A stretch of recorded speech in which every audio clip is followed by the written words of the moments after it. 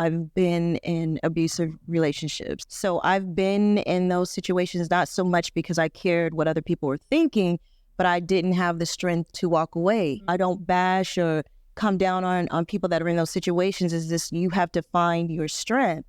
And when you get enough of the nonsense and when enough is enough and you're ready, that's when you leave. How did you work yourself up to saying enough is enough? I think that I just got tired of looking in the mirror and not recognizing myself.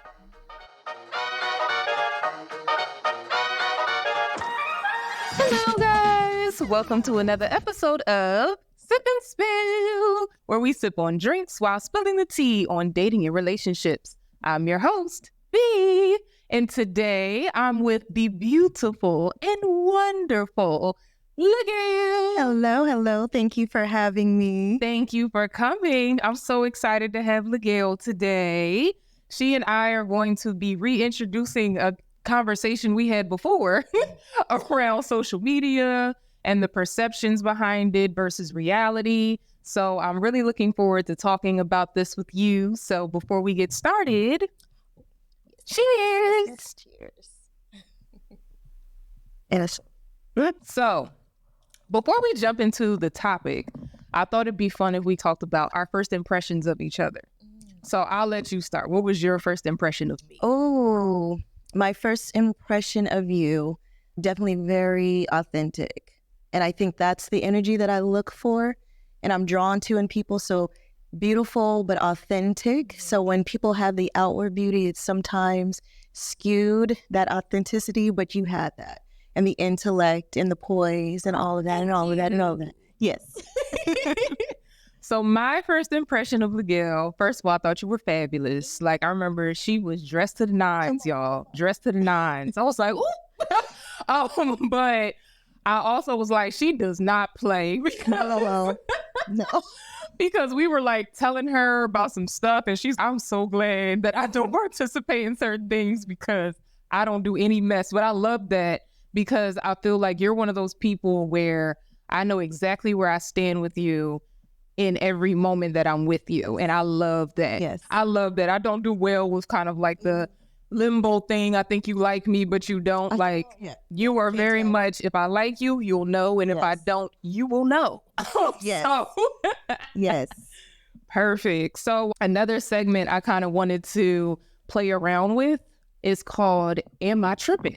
Oh. So basically for this segment, what we're going to be doing is we'll talk about a scenario that happened to us recently that we either could have been on the right or we could have overreacted.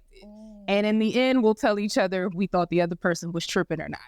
Oh, okay. So I'll go first. So in the midst of finding a place to record this podcast, which, wow, what an experience. I originally was looking at getting an Airbnb. So I found this aesthetically gorgeous Airbnb that was walking distance from where I'm staying at in Little Italy. I was like, oh my goodness, she has so many backdrops. The chairs are beautiful. The set is gorgeous, blah, blah, blah. So I literally copied and pasted to her the same exact message that I send to people back at home, me living in Philadelphia, when I, use Airbnbs to shoot podcasts back at home. And I've never had an issue. Like back at home, any city that I've gone to, I kind of send, typical message, just basically saying, hey, rather than having an overnight stay, I just want to use your place for recording. It's aesthetically beautiful. I'll make sure it's clean before I leave in case you have somebody the next day, blah, blah, blah. Never had an issue. This woman, she responded to my message with all of these bullet points, with all of these concerns about what type of content. So that I'll give her, right? Because, for all she knows, I could be a porn star. Because I didn't clarify it was for a podcast, right? I just said content. Right. So I'm like, okay, I'll give you that. But then she was like, I need to see the links. I need to see the website. I need to see this and that. And I'm like, man, why do you need to see all of that? I'm sure people use your Airbnb for stuff all the time and you just don't know about it. I'm being upfront with you. And then she also was trying to adjust the price so that instead of me just renting it out for the 2 days, she was going to give me an hourly cost for the time that I was going to be using it. And I'm like, usually I just rent it and they just give it to me for the day. So long story short, left her on red because I got in my feelings because I didn't appreciate how she treated me. And I've never been treated like that. Never. And so the funny part was she actually knows somebody in the building that I'm staying in right now. And they told her that I had a podcast. So she sent me a message 2 days ago and was like, oh my goodness, good luck with your podcast. And I'm like, girl, bye. Bye. Girl, bye. No. So am I tripping? No. She had some, within her, doing her rental, she has her right to get more information, but the way that she went about that and the extent of what she was trying, no, like why? Right. It's like, are you a fan now? Why do you need links? Right. Because I was like, I'm wondering, is she trying to see if I have a big enough following to justify? What do you mean? Fan behavior. The production team I hired didn't even ask for links to my podcast. Man, why do you? Why do you? Yeah. No, you are not tripping. So do you have any? I do not. That's fine. That's fine. That is perfectly fine. I think I had nothing rinse. You did. All right, so we're going to jump into this whole social media conversation. I loved hearing your perspective around, we had this conversation before off camera about how social media is like a highlight reel of the best parts of your life. And that also includes the best parts of relationships. Mm-hmm.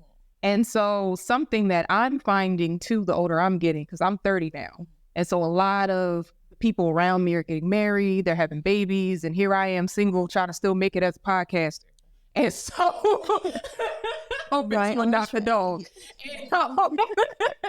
And so it's like, when I see, all the stuff that they post, it's like, oh my goodness, that's what I want. It looks so beautiful. It looks so perfect. But then when my friends call me to tell me about the real tea going on in their marriage, I'm like, woo-wee, is this for me? Because my goodness. I think just as you stated, when it's social media, you're putting your best face forward, literally.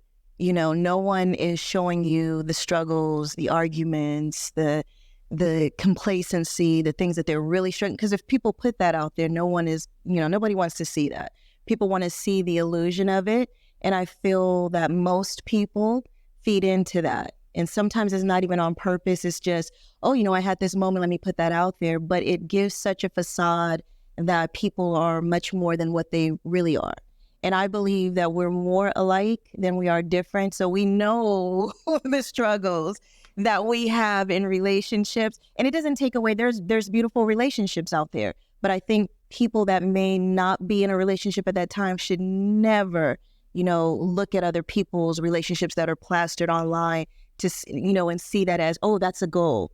The goal is to be content and happy with what you have, not trying to achieve the illusion that someone else is presenting. So, yeah, no, I fully agree with that. I'm curious, have you ever seen, a friend of yours or a family member of yours where they post something like, oh, I'm so in love. Oh, we're perfect. Oh my goodness. Couples goals. Yes. But then behind the scenes, what's going on. Yes, I have friends that have done that, and I won't participate. I'm not going to love your post. Because I'm going to, no. I'm not, I'm scrolling past. And I might hit you in the DM like, girl, really? Because on that vacation, you was calling and texting. You guys were not having that much. So no, I won't. I'm not going to entertain it. But yes, I've had many people, associates and friends and people that for a fact what they're going through behind the scenes. Mm-hmm. And they're portraying something differently on social media. I'll leave it there. Right. So if it's something that recently happened in the relationship, for a fact, like you said, like a trip or something like that, and they're calling you crying, but then they're posting them like hugged up, cuddled up on the beach. You're like, I'm not liking that. And I'm petty though, so I might want to hit it. I might want to hit the little laughing emoji. Like, really? just to confuse them, but no, I won't. I just won't respond. I'm not gonna put anybody on blast or whatever, because I know the struggle of just trying to, you want to put your best foot forward. That's human nature. So it's, if that's what you need to do at this space in your life, I'm gonna let you play that facade. Right. So. Do you think it's a pressure that makes people feel the need to only show the best parts of their lives online? I do, because people think, you look at just the images that we're inundated with, and, especially women, and, being perfect and always looking a certain way. So people start to believe that that's the reality. So everyone is trying to match that reality that's in actuality false. Right. So it's a lot of pressure. Yeah, definitely. I guess from my perspective, because like you said, I'll try to be as authentic as possible. And I think I have the assumption that other people are as authentic as me. And so sometimes I find myself, I'll take social media breaks a lot. And part of it is because sometimes I'll find myself kind of looking at scenarios, and then I start comparing myself, even outside of relationships, just, the successes that people have, or, just different things that are going on, not realizing that when I post, I'm posting both the good and the bad, right? If you follow me, you're following my journey. You're not only going to see the highlight reel of my life, you're going to see the days that I broke down crying because shit went left. And you're also going to see the days where I'm winning and I'm standing on stage crying because of everything that went left to get there, right? And so I'm grateful to other people who do that as well. But I think when you don't see that and all you see is just the best parts of, the relationship or a person's life or whatever, you naturally start comparing yourself. It's kind of like, well, what's wrong with me? Right. And so for me, like I was mentioning with me being single and getting older, I would find myself doing that, where it's like, oh, well, I want that, they have everything that I'm looking for. Or sometimes I think it also would make me have unrealistic expectations of what a partner is supposed to be to me. Yeah. And that's when I really had to take a break. Yeah. Last year, I took a 6-month break off of social media. I only had my podcast, social media, and my business page, and I cut all of my personal ones off because I found myself doing that, right? Where I had unrealistic expectations of myself, unrealistic expectations of the men who would come into my life, and everything was just unrealistic. And I'm like, in reality, I have to find what fits for me. Right. Amen. Right. So how has social media affected you? I don't think I don't really let it affect me. I've had so much real things happen in my life and I'm thankful for that. Although going through those real painful things is not fun, it definitely grounded me as far as my perspective and being able to see people. So I don't get too, caught up in that. I do understand, removing yourself and kind of unplugging from that, because if you're going through a struggle and then you get online and all you see is what seems to be everyone's ups, and you're like, wait a minute, it's not that can be mentally and emotionally, draining. So I will disconnect, but I think in the same way with you, you're able to kind of see past the facades, and we can kind of see that, okay, this is like a painting. You're giving us the picture that you want us to see, not so much of what the reality is. So I'm not going to let that, affect me and what's going on in my life. Right. And something too that I loved about you when I first met you and hearing your story is you were forced to grow up at such a young age, with you being a young mother, if you're okay with me sharing that. Yes, you did. I mean, I can cut it. That's No, of course. But that was something I really loved about, your story, because I think that experience made you so authentically you moving forward.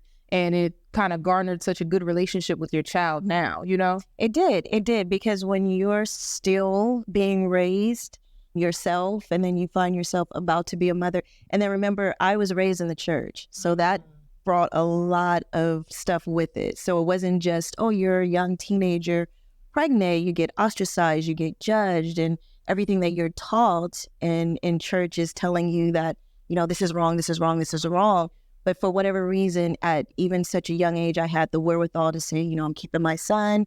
And going through that process definitely matured me. It definitely showed me what people are, you know, the ones that were smiling in my mother's face, but talking about me behind her back, you know, and just the Them church hypocrisy. folks, Oh, child, they will get you. They will get you. And so going through that, and I wouldn't try to act like it's not tough and that it wasn't a struggle, but that was a big part of the foundation that created who I am right now. So yeah. And that's why you're so comfortable moving unapologetically as yourself. That's it. Because if you don't do that, the people that are judging you have no stake in whether you fail or make it. And so I always tell people, worrying about other people's opinions of you is just a waste of your energy. Like, they literally cannot do anything that you don't give them power to do. So if you don't give their opinion power, they have no power. You know, live for yourself and be true to yourself. And I find that is the true freedom. Amen to that. You are preaching to the choir. And I'm so glad you brought that up too, because something that we had talked about as well that I wanted to bring up was when people stay in toxic situations because it looks good to the public. And so when somebody doesn't have that type of confidence you have, where you are okay with, you don't care about what people think about you. Like I said, you're unapologetically yourself, but most people aren't. As much as they love to put on that facade, most people genuinely care about what people think about them. And I think too, what you find is, you know, what we were talking about with the whole social media and like relationships and stuff, is people posting so that they can fit into what the norm is or what's deemed celebratory and things of that nature, when in reality, they're in an extremely toxic and unhealthy situation, but they're keeping it up because they want to look a certain way to the public. Yeah. And I've been there as well. Like, I've been in abusive relationships. So everything is a process. You know, introspection doesn't happen overnight. People are like, oh, that's a choice that you make throughout your life. The more you go through, the more you learn, the more you're grounded. So I've been in those situations, not so much because I cared what other people were thinking, but I didn't have the strength to walk away immediately. And so I don't bash or come down on people that are in those situations. Is this, you have to find your strength. And when you get enough of the nonsense, and when enough is enough and you're ready, that's when you leave and you take those lessons with you. And that's what people exude from me. Is not that I've had a perfect life, because I haven't. They see the energy that's real because I've gone through so many hells, and I've came out on the other side to say, okay, you know, I'm okay, I'm good. And I love people, but you don't rule and you don't control and you don't have power as far as what I determine for myself. And that's just a process. It's literally a lifetime process. Yeah. It's definitely, I think healing is always an ongoing journey. I think there's this misconception that there's a day where you'll be healed. And I don't think that day exists. I think that you're constantly healing because you're constantly evolving as a person. But I wanted to go back to a point that you made, because one, to clarify too, when I say toxic, I wasn't even referring to abusive, because abusive to me is like a whole different world. Like, it's toxic. I think, no, it is. But I guess for me, I put that in a whole different like category, because that is mentally straining. Like, you really have to come out of some really, really dark times to get out of that, right? But if you're open to talking about it, how did you work yourself up to saying enough is enough? Ooh, I think that I just got tired of looking in the mirror and not recognizing myself. So the things that I was accepting and the things that I was making excuses for, hiding, you know, from my family and friends, that's not who Ligel is. And so I was becoming something that I couldn't recognize. And I just didn't like that. It's, okay, I have two choices. Either I'm going to get up and live, or I'm going to just give up. And my mother put too much strength in us to just give up. And so it was a process. And then, you know, relationships, and you see a side of someone and it's great and they love bomb you, and then they show you this ugly side. You're always trying to get back to what they originally showed you. And they'll give you a glimpse, and it's almost like an addict. Okay, there they are. You know, it's worth holding on to. But I realized that, you know, this is a cycle, and I don't like who I am. I never liked feeling like a victim. And so that was what really was the turning point. I just didn't like myself. and you can't exist if you don't like yourself. And so that was what it was. That is so powerful. Yeah. Just not being able to recognize yourself in the mirror, that is so powerful. I really hope that people take away from that, because that's so important. Yeah. You need to recognize yourself when you look in the mirror. Yes. And I just have to say, I'm so proud of you. You know, even though I didn't know you at that time, but honestly, I'm just so proud. Every time I hear you talk about that story, I'm just like, I'm just so proud of you for overcoming that, you know? So yeah, I think let's have some fun. We got a little heavy. I think we're going to wrap it up in reference to the social media, you know, comment. But before we go into our next segment, what would you say your big takeaways are from this conversation? Oh, my big takeaways is it's good to talk to someone that can absorb truth and that can impart it. So I enjoyed when we, you know, our first connect, when we really started talking, we felt that connection. So it's just good to, you know, to be able to speak and have that energy shared, and just, you know, giving a voice to those type of things. And hopefully someone that, you know, even a little bit that we talked about, my takeaway is my hope that it hits someone, you know, where they are, and that if they do need to make that U-turn and get out, that they have the strength to do that. Okay. I like that. For me, I would say my biggest takeaways from everything that you said today would be, at the end of the day, be authentically you. Yes. And whatever that means. And to those who don't know what that means, find what that means. Yeah. And take every day, whether it's, you know, a few minutes or whatever, and try to truly understand and figure out who you are, and then show up for yourself every day. So when you look in the mirror, you are happy with who's looking back at you. That would be my big takeaway. I love it. Yes. Yes. All right, time to have fun.